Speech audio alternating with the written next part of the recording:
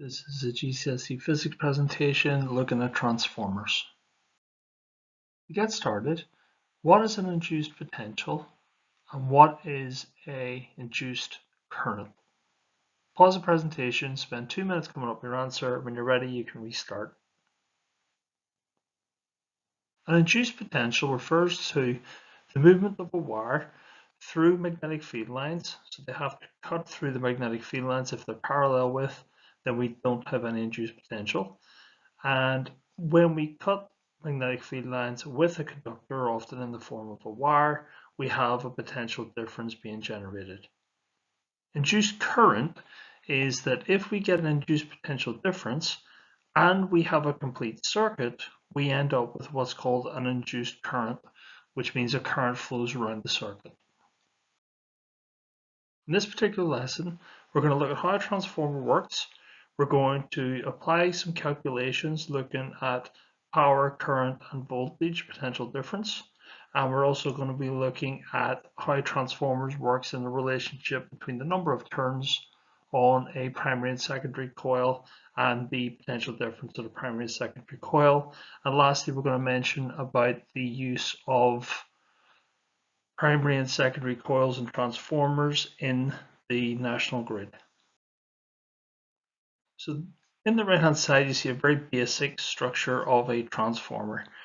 And a transformer is two coils of wire and one coil wrapped around one side of a piece of metal, normally an iron core, and the other wire wrapped around another piece of iron core. And what happens is that one of the coils is supplied with an electric current and potential difference. That is referred to as the primary coil. Often it's on the left hand side when drawn in diagrams, but it can equally be on the right hand side. But it is the coil that is provided with the electric current. The other coil is referred to as the secondary coil, and the secondary coil has an induced potential difference as a result of the magnetic field strength that is generated in the primary coil. And that's the reason we use the iron core, because obviously the iron core will increase the strength of the magnetic field. We can use alternatives, for example steel, because steel contains iron, and there's also a number of other substances that you can use. Remember, when talking in questions, sometimes we will talk about power input and power output, and in those particular instances, we'll have to assume that we have 100% efficiency. That means 100% of the energy going in is turned into useful energy. So the power in will always equal the power out.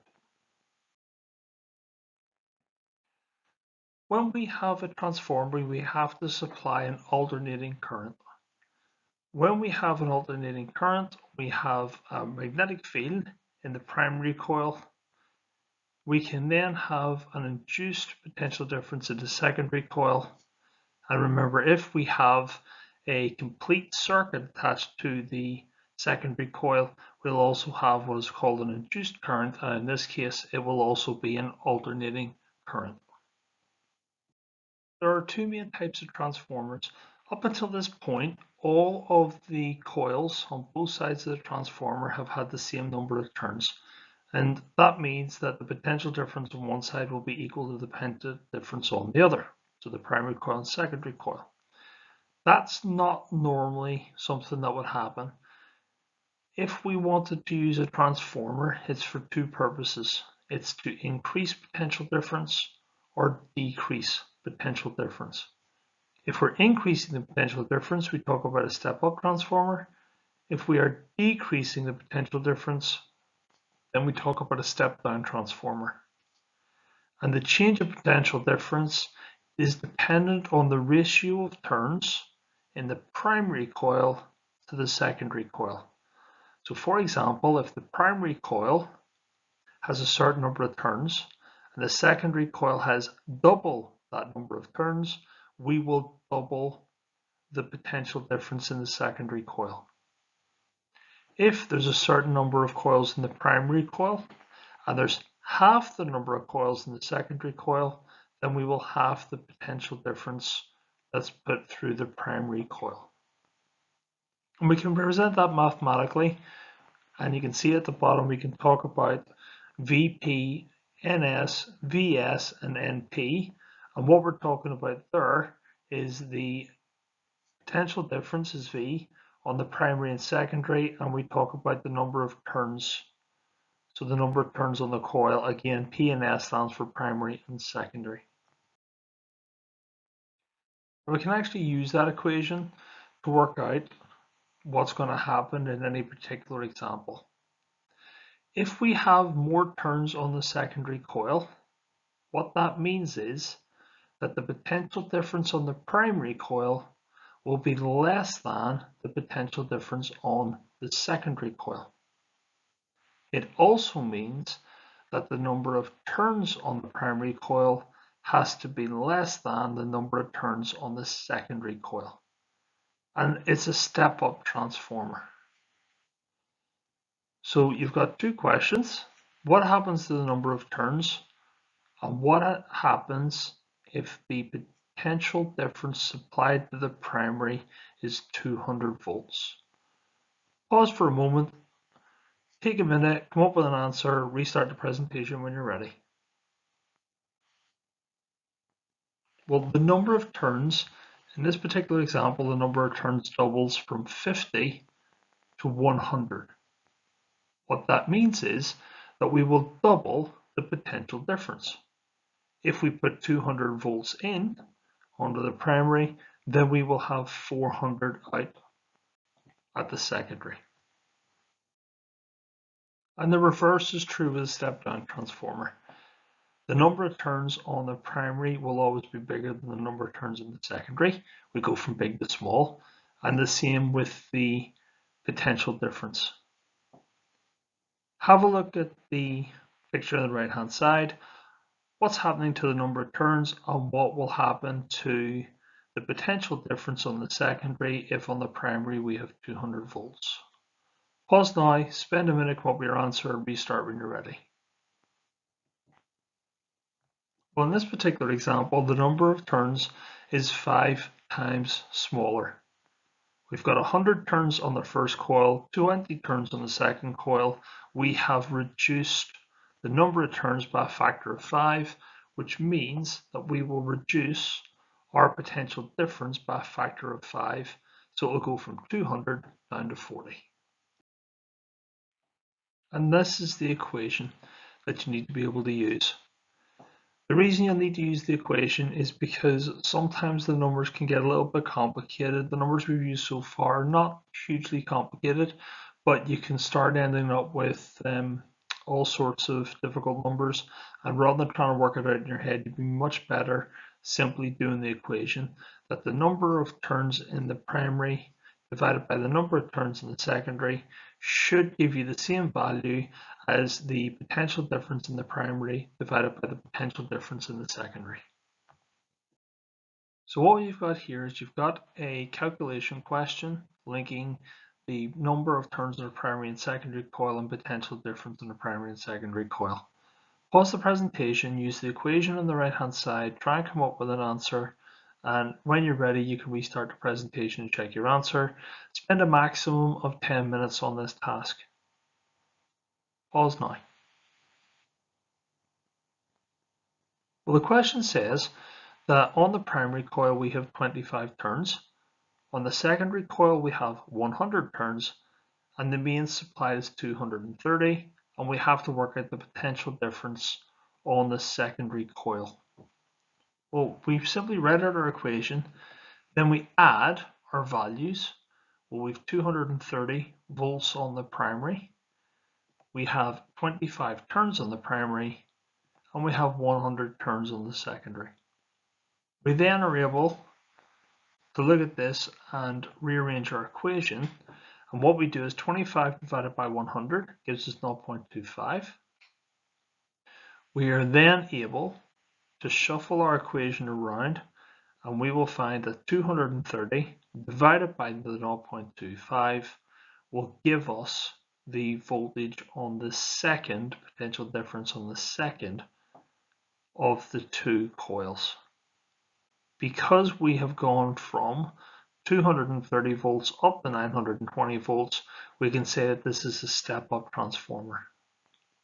We can also use that as a checking mechanism, because if we know on the primary coil we have 25, on the secondary coil we have 100 turns, because there are less turns on the primary and more turns on the secondary, it's a step-up transformer. So if we were to do the calculation and we found that our answer was less than 230 volts, we would know that we've done something wrong in our calculation, because we know it's a step-up transformer. Therefore, the potential difference at the end must be higher than 230. So now we have a second example. Pause the presentation, work through just as we did with the other question, and when you're ready, restart the presentation and check your answer. Well, in this particular question, we are given the potential difference at the primary, we're given the potential difference at the secondary, and we are given the number of turns on the secondary coil. So we simply write our equation out and then we add in the values that were given in the question. Then what we have to do is we get our 230 divided by 10, which gives us a value of 23. And then moving the 75 across the equal signs means the equation becomes 23 multiplied by 75, which gives us 1,725 turns. That means on the primary coil, remember we're working out NP, so the number of turns on the primary coil is 1,725. And let's just check that, because when we have our potential differences, we start with 230 and we end up with 10. That means it is a step down transformer, which means that the number of turns on the primary should be greater than the number of turns on the secondary. Well, on the primary, we're saying we've 1,725, and on the secondary, the question says we've got 75, so that is true. There is an equation that you have to memorize, and it also tied up with the electricity unit, but you need to remember the equation that power is equal to potential difference multiplied by current. You also need to know the units for power, potential difference, and current. Remember, it's watts, volts, and amps. In these types of questions, we have to work on the assumption that we have 100% efficiency, but that never really happens. But it's impossible to work out the calculation otherwise. If the power going in and the power going out are exactly the same, that means that the potential difference multiplied by the current in the primary is exactly the same as the potential difference multiplied by the current in the secondary. In this question, we're going to use the power calculation and what we know about coils and potential difference to work out the answer. So pause the presentation, spend a maximum of 5 minutes trying to work out this answer. If after 5 minutes you are still stuck, go through the presentation. Pause now.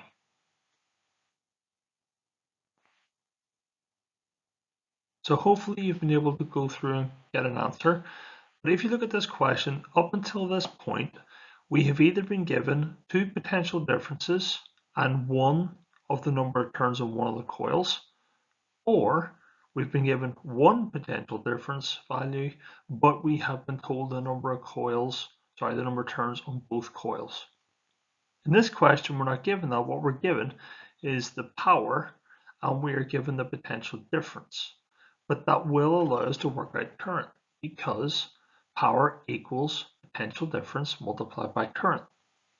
So if we have a 1,500 watt heater at the end, we will have 1,500 watts of power at the start. If we know that that power is equal to the potential difference multiplied by the current, well, we can take then the primary coil, if we have 30,000 volts, which means The VP, so the voltage or potential difference in the primary, is 30,000. We also have 1,500 watts because the power at the start and power at the end is the same. And we could do a simple calculation of 1,500 divided by 30,000, and that will give us the input current of 0.05. Now at this point, if you haven't done the next part, you've already lost a mark, which was very, very silly because it's an easy mark to pick up. Anytime you write a number in any physics paper, you must always include the units. Remember, amps is a capital A. If you're ever unsure, always write out the word. This is question 2, slightly more tricky because you're asked to do a number of different parts to this question. Pause the presentation, 10 minutes maximum. If you're stuck after 10 minutes, come back and have another look. Well, in this particular question, we're given a diagram with the number of turns on it. We are given with 5 amps of current in the primary and 230 volts in the primary, and the power used on the device is 40 watts. How much current is in the device? There's a lot of information there. What I would always suggest when you get these calculation questions is anytime you find a value, circle a value and write down on the question what you've actually circled. So 5A, I'd circle and write the word current. 230 volts I'd write next to and I'd put potential difference. But in this one, I would include the primary coil for the 5 amps and primary coil for the 230 volts. I would then have 40 watts.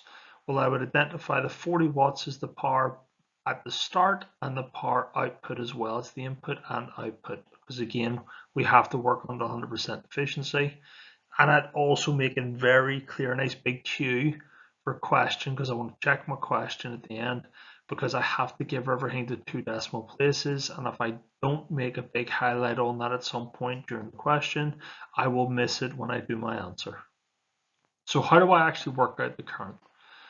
Well, the current is the potential difference multiplied by, power is the potential difference multiplied by the current.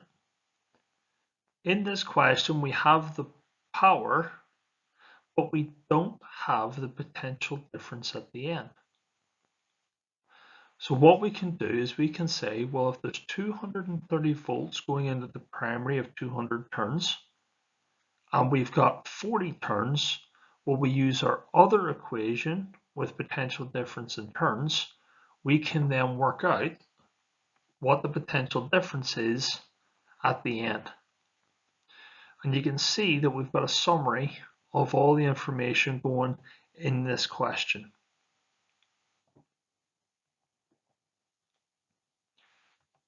So how do we calculate the potential difference? Well, we use our previous equation. We've got 230 volts on the primary. We have 200 turns on the primary. We have 40 turns in the secondary, and we can do what we've done with previous equations, which is 200 divided by 40. And then we get 230 and we divide that by 5, which is our 200 divided by 40. And that will give us 46 volts on the secondary coil. Now that I've calculated the number of volts in the secondary coil, I have the power output and I also have the number or the potential difference. So I have 46 volts from the question and the potential difference I've just worked out. And as a consequence, I can now say